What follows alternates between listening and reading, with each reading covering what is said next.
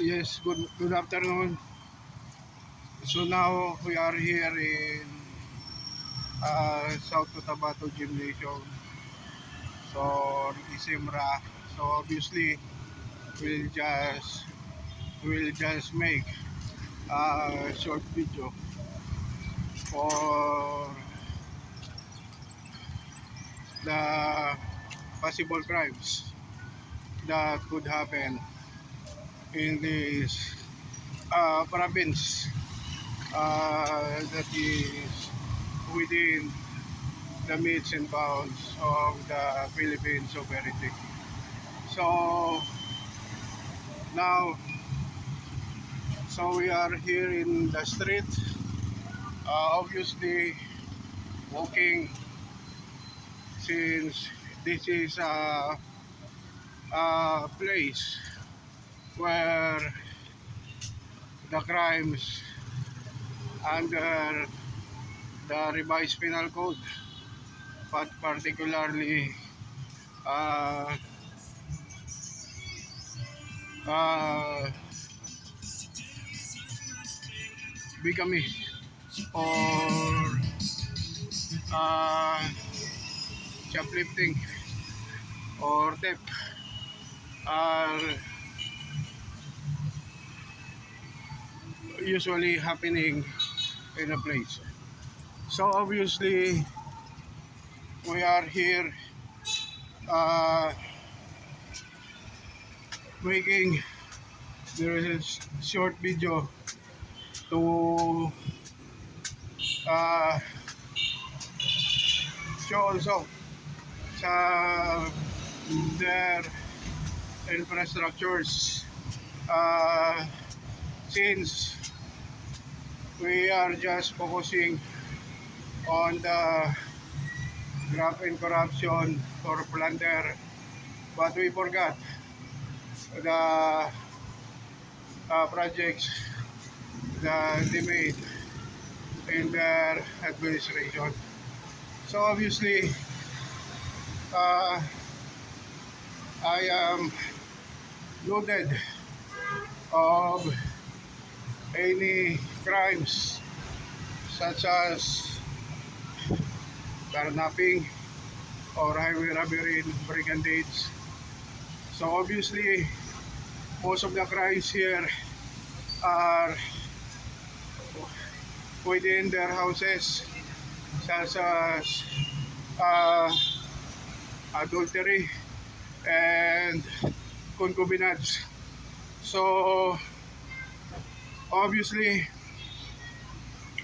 in a place like this, we also consider the laws involving uh, child abuse. So, or simply, again, uh, using illegal drugs or uh, using minors for illegal activities. So obviously, in terms of revised penal code, I think these children uh, can be uh, made to join already the uh, crimes involving juvenile, since even though they are minors, they are under the shield and uh, shade of law involving uh, uh, stabbing or any kind of uh, uh, infraction involving the penal system. So here I am in the street, just making any kind of video that I can make, so that you will not be uh, ignorant for other places aside from uh, big cities such as Cebu or Manila. So obviously here, this is a place where uh, the tuna industry is more than billion peso industry. So here there are only few crimes, but for sure we can always include concubinage and adultery. So and obviously bigamy. So then uh,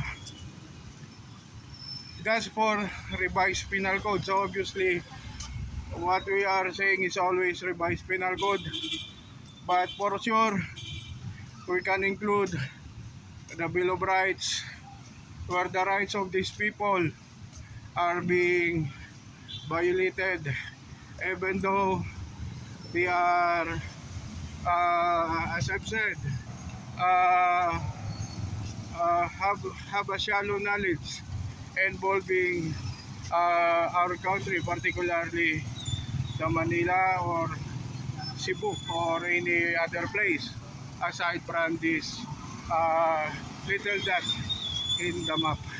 So then, obviously, in terms of Bill of Rights, these people cannot be treated as uh, insects below the bridge or any kind of garbage that has no value in our society, because these people uh, have their own rights under the Bill of Rights, uh, and obviously uh, the rights is protected by law and by our government.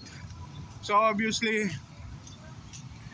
uh, in terms of labor law, so we have also laws involving labor here, because we have a lot of businesses here.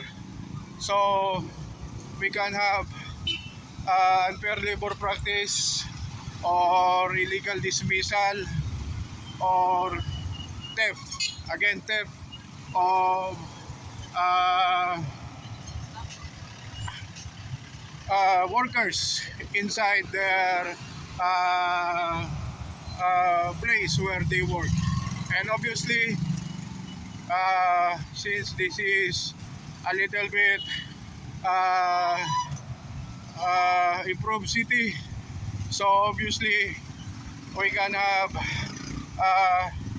the uh, uh, Safe Spaces Act or the Anti-Bastos Law. So then obviously aside from Anti-Bastos Law, so we have also already the labor code. So obviously we have also the taxation law. So here you can see in my background there are a lot of business. So obviously tax laws are also uh, uh, maneuvering here, particularly the tax evasions or the tax amnesties involving tax laws. So obviously the tax remedies can be applied also to the business owners who are they can't uh, pay their taxes. So then we have the Bill of Rights of Political Law, the Revised Penal Code, and the Labor Law. So commercial law involving insurance. So obviously, these people can afford to get their insurance also. So under insurance law, then we have the what are the other laws? So we have the remedial law. So for remedial law, we have courts here. We have the whole of justice. So obviously, every person